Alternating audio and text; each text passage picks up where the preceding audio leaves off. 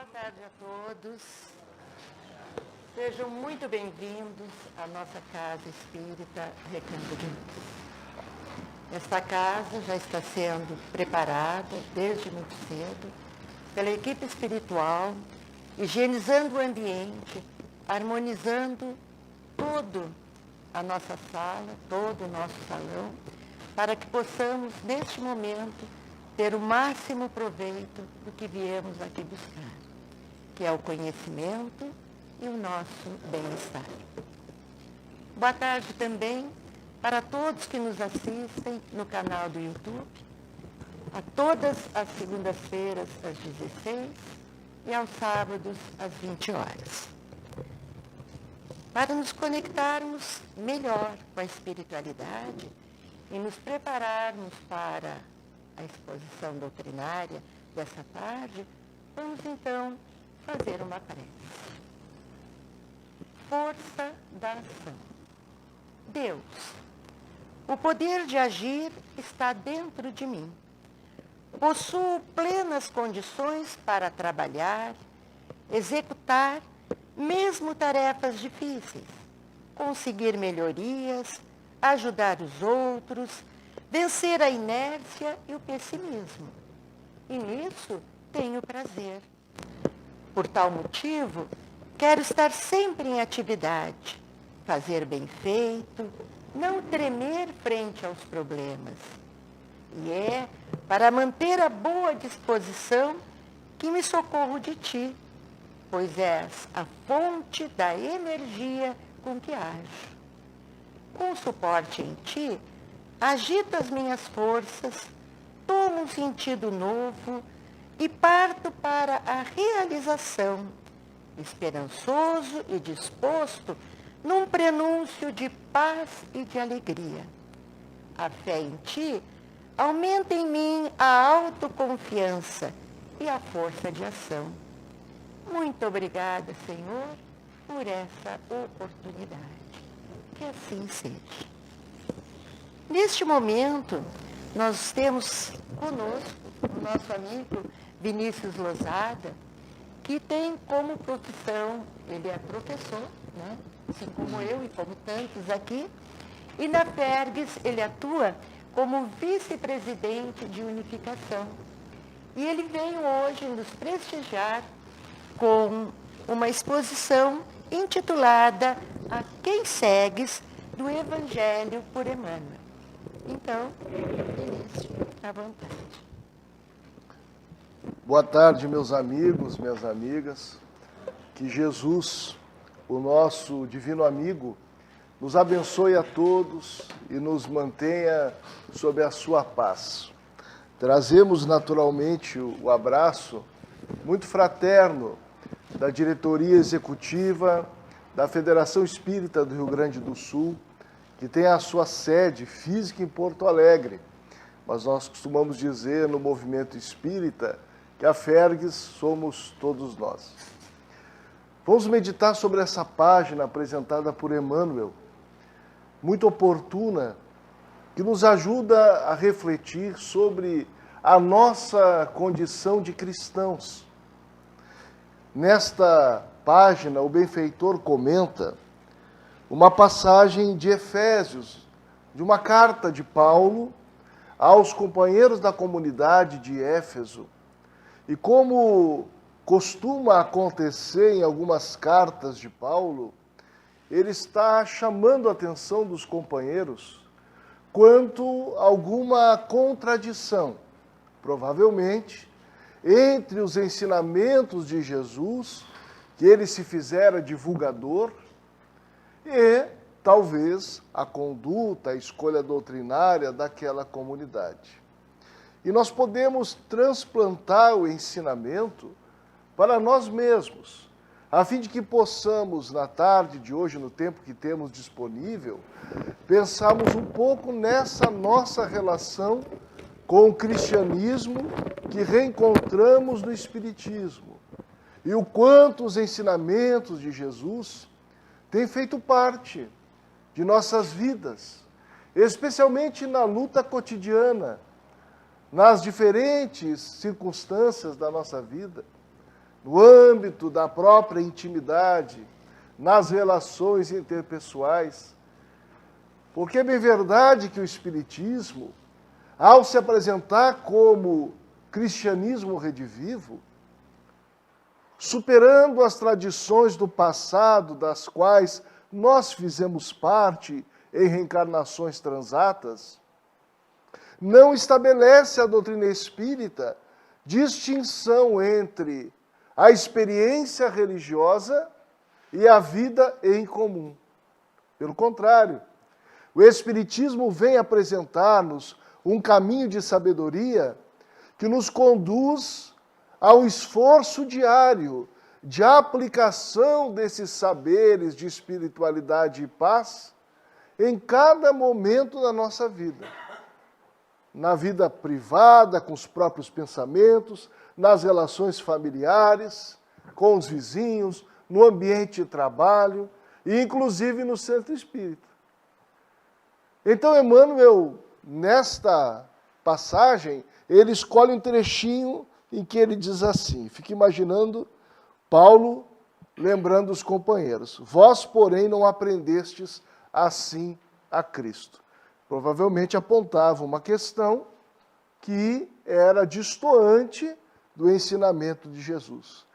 Como aqui a gente não pretende fazer exegese bíblica, cada qual pode pesquisar no texto evangélico, retomar o texto de Emmanuel, a gente vai trazer um pouco para a vida da gente. Emmanuel começa a dizer nesse comentário à carta de Paulo que nós, os cristãos, quando vamos adentrando ao pensamento do Cristo e queremos construir paulatinamente a nossa própria renovação moral, sofremos convites os mais variados para o desvio do novo foco que estamos procurando empreender na nossa vida. Porque se outrora vivíamos em alguma inércia espiritual, ou conforme diz a música popular, naquela dinâmica deixa a vida me levar, a vida leva eu, parece que as coisas vão fluindo sem tantos desafios. Justamente porque nessa postura de inércia espiritual, nós vamos compondo uma comunidade de espíritos encarnados e desencarnados, habituados a hábitos os mais diversos. Alguns deles que depõem contra a lei do progresso ou da nossa evolução espiritual. Mas se a gente vai levando a vida desse jeito, aparentemente não incomoda ninguém.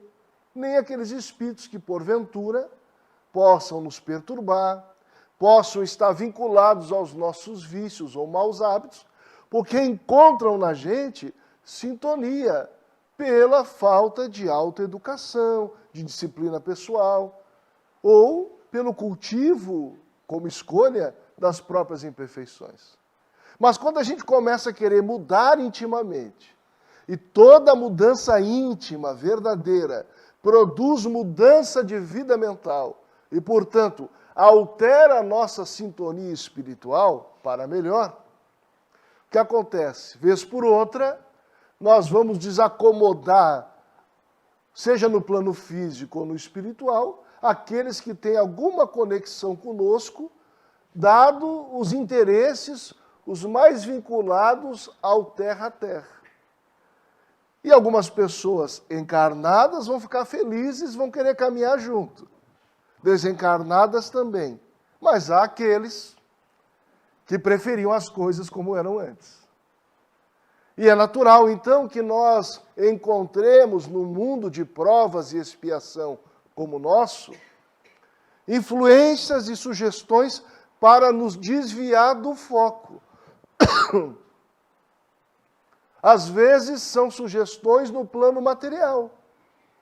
A gente começa a frequentar o centro espírita, está no grupo de estudos, está participativo, e aí surge o convite para retomar o futebol. E eu andava pensando no futebol, porque, afinal de contas, a gente casa, aumenta a circunferência, então quer queimar um pouco de gordura no futebol, mas é justamente no dia de ir ao centro. Tem todos os outros dias, mas o povo escolhe o dia da gente ir no centro. É aquela companheira que conseguiu encaixar as tarefas familiares, profissionais, para se vincular a um grupo de estudos evangélico, espírita. Daí surge uma proposta no ambiente de trabalho. Olha, fica mais um pouco, você vai ganhar mais. E quem não precisa na terra, um pouquinho mais de pila. E aí a pessoa fica naquela dúvida, mas e agora? Eu consigo dar conta do sustento da família, mas se eu perder essa oportunidade, como é que vai ser? É claro que nós estamos tratando de exemplos hipotéticos que dizem respeito ao livre-arbítrio de cada um. Mas é curioso que quando nós buscamos o esclarecimento espiritual, surjam outros convites.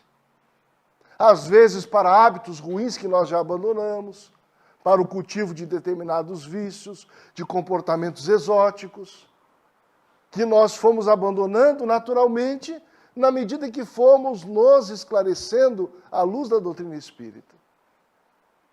Numa transformação autoeducativa, sem exageros, sem desejo de aparentar santidade. É a reforma íntima. Então, Emmanuel nos lembra, nesse texto, de que é comum que surjam propostas no plano terreno que levem o discípulo do Cristo a perder o foco em Jesus. Então, quem sabe, eu volto ao estudo quando eu me aposentar. Quando eu tiver tempo. Tem gente que desencarna sem tempo. E aí não tem mais tempo. Não no plano físico. Mas se as condições fizerem mais favoráveis, e nós vamos assumindo outros compromissos e perdendo de vista esse equilíbrio que toda a vida na Terra deve ter entre a experiência material e espiritual. Nós estamos propondo naturalmente que alguém abandone a vida, seus compromissos, porque boleto sempre vence. Não adianta. Esses dias até vi uma frase, estilo coach, a pessoa dizia assim, seja que nem boleto, boleto sempre vence. Para estimular a gente, ver se pode. Não, nós temos, é claro, que lidar com essas várias questões que são provas, ou gênero de provas, que nós, inclusive, muitas delas, estão estabelecidas no nosso programa reencarnatório. Então, é claro que ninguém vai abandonar compromissos, vai honrar, pelo contrário, os seus compromissos, mas vai buscar, quem busca a espiritualidade na sua vida, ter espaço para cultivar com calma, com equilíbrio, com estudo, as temáticas de espiritualidade. No nosso caso, que nos vinculamos ao espiritismo. Mas também surgem sugestões do plano espiritual. É aquela pessoa que tem alguma sensibilidade, e aí participa do grupo, participa do centro, faz suas leituras, e aí surge uma situação em que ela acha que eu não vou mais lá no centro, não. Aquele dia, aquele companheiro não me cumprimentou sorrindo. Nem sabe se ele quebrou o dente, se perdeu a ponte, mas a pessoa fica brava. Surge uma sugestão, não vai, não precisa. É aquela pessoa que descobre a mediunidade e daqui a pouco há uma sugestão infeliz do plano espiritual inferior. Sabe, mas você é um médium tão bom, deixa o centro para lá, vai trabalhar sozinho. E eu que já passei dos 40, sempre quis poder dizer isso, graças a Deus. Quantos médiuns a gente viu que ficaram no caminho? Mediunidades, assim, que poderiam florescer em serviço ao próximo. Porque aí surge a inspiração negativa, inferior, que se utiliza dos sentimentos inferiores que nós temos. A sintonia, a sugestão, e a pessoa acolhe a sugestão ou não. A gente pode ter más sugestões e dizer, não, pode parar. Dessa vez, não. E às vezes surge uma pós-graduação que não acaba nunca, é até a próxima encarnação. Surge várias coisas. E a gente tem que ficar atento para fazer as escolhas as mais adequadas que nos mantenham o foco no Cristo. Onde dá para atender a família, o trabalho, os estudos, a qualificação profissional e as atividades que nós possamos ou não nos sentir vocacionados no centro espírita, nesse templo que nos acolhe, nos convidando à visita ao templo interior. Vejamos o alerta de Emmanuel. Tem horas que a gente avança na senda do progresso sob a inspiração do Evangelho. Reconhece que precisa transformar-se de dentro para fora. Vai se tornando uma criatura um pouquinho melhor, a família vai observando, os amigos, o ambiente de trabalho. Quando a gente acha que deu um avanço, surgem essas experiências comuns num plano de provas e expiação como o nosso, em que as imperfeições predominam, porque predomina na Terra, nos dois planos, espíritos imperfeitos ainda. Isso nós aprendemos com Allan Kardec no Livro dos Espíritos, na escala espírita. Os espíritos imperfeitos, curiosamente, são parecidinhos com a gente, olha só. Você começa falando do orgulho, das paixões que se sobrepõem, do egoísmo, e aí a gente vai se dando conta que os espíritos estão falando da gente. Somos nós, espíritos imperfeitos, em processo reeducativo. O que diferencia a gente do passado é que a gente já acordou, assim esperamos, para valores melhores, buscando aproveitar a presente reencarnação, trazendo à vida todo um sentido espiritual, que muda o prisma pelo qual a gente vê as coisas. E aí eu vou criando estratégias pessoais para servir, ser útil, apoiar o próximo, vincular-me a causas nobres, colaborar com o centro espírita. Vamos achando caminhos para praticar a tão almejada caridade, que não pode ser restrita ao entendimento que diz respeito aos aspectos ou à sua dimensão material, mas que precisa ser compreendida, sobretudo, na sua dimensão moral. Quer dizer, naquilo que Allan Kardec recolhe dos Espíritos, na questão 886 de O Livro dos Espíritos. A caridade como benevolência, como perdão e como indulgência. Benevolência é um fenômeno, aliás, é uma virtude muito interessante. É aquele exercício de nos colocarmos à disposição de auxiliar, de praticar o bem. É acordar com aquela vontade de, olha, qual o bem que eu posso realizar hoje na minha vida, na vida das pessoas. É diferente daquela ideia, que vantagem eu vou tirar hoje? Como é que eu vou fazer para trabalhar menos no serviço hoje e ficar só no ar-condicionado? Não. Como é que eu posso ser útil? Ser útil no ambiente doméstico, no diálogo com o familiar, às vezes uma mensagem nobre pelo WhatsApp, uma conversação mais elevada, porque a gente tem escolhido assim um nível de conversação perigoso. A gente vai lá no WhatsApp, pega a notícia que não sabe se é verdade, sai comentando, condena Deus e todo mundo, falamos mal de gente que a gente não conhece.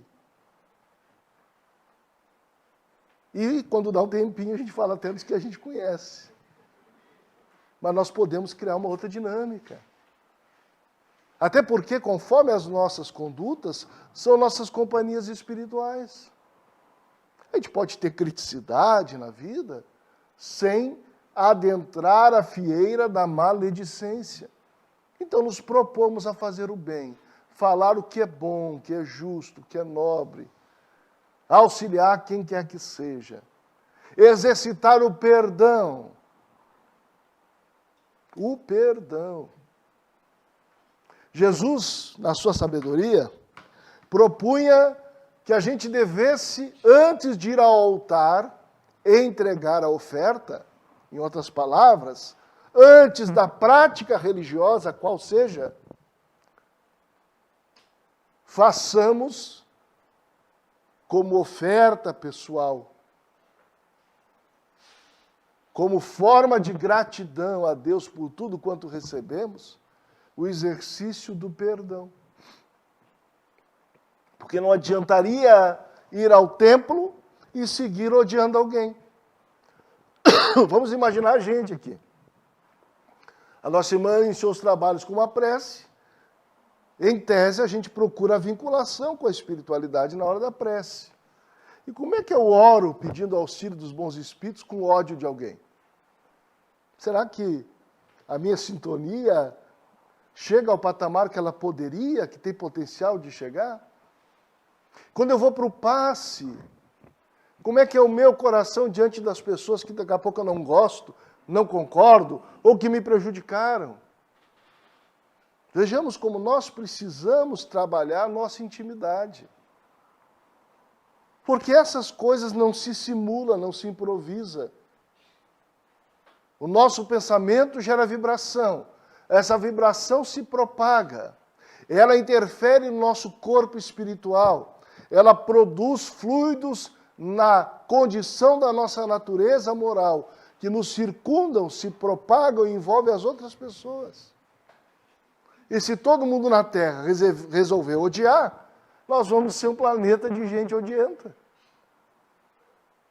Então, o exercício do perdão, de abrir mão da vingança, da justiça cega, da justiça da própria cabeça, aliando justiça e misericórdia, como ensinava Jesus. Pedir desculpa quando a gente erra com alguém. Eu já fiz um teste, vou contar para vocês. Não cai os dentes da gente sem a gente pedir desculpa. Não desencarna, não perde braço, nada. Pelo contrário, a gente se revitaliza. A gente fica em paz. E a gente vai aprendendo aquela recomendação de Joana de Ângeles. O mal que me fazem não me faz mal. O mal que me faz mal é o que eu faço, porque esse me torna uma criatura má. E a gente segue em frente, trabalhando, se educando, dando conta da reencarnação, cujo período de duração a gente não consegue calcular. Não sabe ao certo quando o tempo vai ficar na Terra. É bom a gente partir sem pendências. E um caminho interessante para aprender a perdoar é aprender a indulgência, que é essa outra faceta da caridade. O que é indulgência? É olhar os defeitos dos outros, que a gente enxerga, não vamos fingir para a gente que a gente não enxerga. É mais fácil ver o defeito do outro que o da gente. Agora, há um segredo aí, que a boa psicologia ensina. Aquilo que eu enxergo demais nos outros, é provável que eu esteja projetando, mas que eu tenha em mim. Agora, se eu percebo esses defeitos, eu posso trabalhar em mim a indulgência, a compreensão. Eu não vou ser conivente com o erro, mas não sou juiz de ninguém. Ou eu tenho absoluta segurança que, dada alguma circunstância que a pessoa atravessa e que eu julgo, no lugar dela eu agiria melhor? É uma questão de consciência. É uma questão de consciência. Normalmente, os moralistas, os cuidadores da virtude alheia, pisam mais na bola do que imaginam. O nosso papel como cristãos não é esse. É nos tornarmos criatura melhor. Então, exercitar um pouco a compreensão. Qual será a trajetória dessa pessoa para agir dessa forma? Qual será o seu desespero, a sua dificuldade moral? O que será que lhe impacta de forma a agir numa postura que nós condenamos? Compreender a pessoa, olhar a pessoa por trás da falta, do crime, do equívoco. Porque nós desumanizamos quem erra. Mas lá atrás daquilo tudo, do rótulo, existe uma pessoa, um espírito imortal, que tem afetos, que às vezes tem uma mãezinha desencarnada assistindo o linchamento público do filho. Aí a gente vai acordando para compaixão. Se fosse o meu filho essa criatura em falta, se fosse o meu irmão, se fosse aquele meu afeto assim preferencial, como é que eu agiria? Como eu me sentiria? Não para aplaudirmos o erro, jamais, mas para não nos colocarmos numa condição que Deus não espera da gente. O mundo, meus queridos irmãos, está cheio de críticos. E não foi assim, como diria Paulo aos Efésios, que aprendemos de Jesus. O que Jesus nos propôs? Amai-vos uns aos outros, como eu vos amei. Eis que vos dou um novo ensinamento. Amai-vos uns aos outros, como eu vos amei. Que coisa interessante. Porque ele já havia ensinado o amor como perspectiva da sua doutrina, como regra de conduta. Amar a Deus e ao próximo. Porque não dá para amar a Deus e esquecer o próximo. Como é que a gente vai amar quem não vê e vai desamar quem a gente enxerga? Ou como é que a gente vai desgostar do filho, da filha, dizendo que honra o pai? Não dá, é contradição religiosa das mais simples. Mas ele vai além. Amar como ele nos amou. Será que a gente é capaz de identificar o quanto de amor o Cristo tem por nós? Só para a gente pensar um pouquinho. À luz do Espiritismo, Jesus é o governador espiritual da Terra. Um irmão mais velho nosso, com uma jornada espiritual muito anterior à nossa existência, ou à nossa criação. Que, segundo o Espírito de Emmanuel, em o livro Caminho da Luz, ele vem ao nosso planeta. Muito obrigado. Há uma rinite aqui que está me obsediando. Muito obrigado. Que vem ao nosso planeta sob a ordem divina para organizar a vida nesse lar planetário. Então nos conhece há muito. Nos reúne nesse lar escola. Segundo Allan Kardec, quando ele pergunta aos espíritos qual o tipo mais perfeito que Deus ofereceu à humanidade para servir-lhe de guia e modelo, o que eles respondem? Jesus. E o nobre codificador vai dizer que a doutrina de Jesus é a expressão mais pura da lei de Deus. O seu evangelho é a tradução das leis divinas. É a mensagem que, na essência, nos ajuda a caminhar o caminho da retidão, da autoiluminação. Esse espírito, que já era um espírito puro, mais perfeito, que já havia encarnado na Terra, que não tinha provas a vivenciar naquele momento, nem expiações, que não precisava conviver com a gente. E olha que a gente não é fácil, não é? Ele se reembosca nos fluidos terrestres, pelo mecanismo da reencarnação, a fim de nos demonstrar que é possível viver a virtude no meio dos sem virtude. Que vive em absoluta simplicidade, que não advogava para si qualquer privilégio. Não tinha uma pedra para recostar a cabeça. E que diante dos algozes, dos perseguidores, impedia ao Pai Celeste que não lhes imputasse o erro, dada a ignorância de que eles eram portadores. Ensinou a regra universal que emocionou Gandhi, Leon Tolstói, de não violência, na não resistência ao mal, ou na não devolução do mal. E ensinou muito mais pelas atitudes, ou pelas atitudes tanto quanto pelas palavras. Uma doutrina que até hoje nos tira do charco dos nossos atrapalhos morais. Imaginemos quanto amor esse Espírito tem por todos nós. O quanto de amor precisamos devotar uns pelos outros, para que possamos fazer como ele nos ensinou. Dessa forma, meus amigos, a fim de concluir a nossa reflexão, convidamos-nos a todos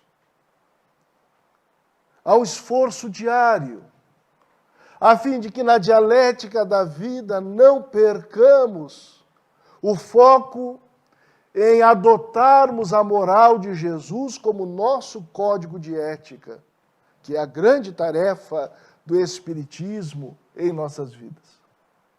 A fim de que, progredindo individualmente, neste caminho do amor e da autoiluminação, possamos contribuir para que a Terra progrida também. E esse mundo de provas e expiação siga a sua trajetória, alcançando uma sociedade planetária, como sonhamos e aprendemos com os Espíritos nas obras de Allan Kardec, de regeneração, onde o bem seja a nossa regra de conduta em qualquer circunstância. Que Deus nos abençoe a todos e que nos mantenha sob a sua paz. Muito obrigado pela sua atenção.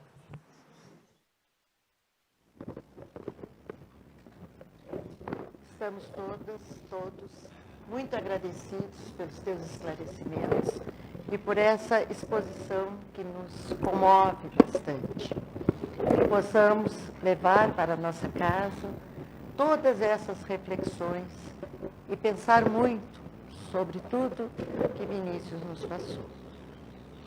Neste momento agora, vamos parar um pouquinho, vamos fechar os olhos, vamos pensar nas pessoas cujos nomes colocamos ali nas nossas caixinhas, sejam elas encarnadas ou desencarnadas. Vamos também aproveitar esse momento e pensar naquele nosso afeto, naquele nosso ente querido, que está tão necessitado de uma oração, de uma prece e de uma vibração carinhosa, amorosa. E vamos pensar em nós mesmos também. Que possamos receber as bênçãos de Deus, de Jesus, dos amigos espirituais, da equipe espiritual desta casa, do nosso mentor individual que nos protege e que nos ampara. E assim, vamos também nos preparando para o passe. Jesus, a Ti oferecemos os nossos melhores pensamentos. Estamos sofridos, mas cheios de fé. Vemos-te com a veste humilde, os longos cabelos repartidos ao meio e caído aos ombros, a fronte sábia, os olhos voltados para dentro de nós com uma expressão de divindade. Do teu coração e mãos saem luz que se projetam sobre o nosso peito, trazendo-nos força alentadora. Assim te mentalizamos, adquirindo coragem, vontade de vencer, de encarar os problemas. A imagem que de ti fazemos nos fortifica por completo.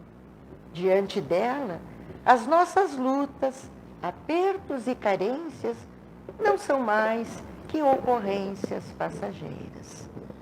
Nos protege, Senhor, nos ajuda e que possamos sempre estar contigo. Que assim seja.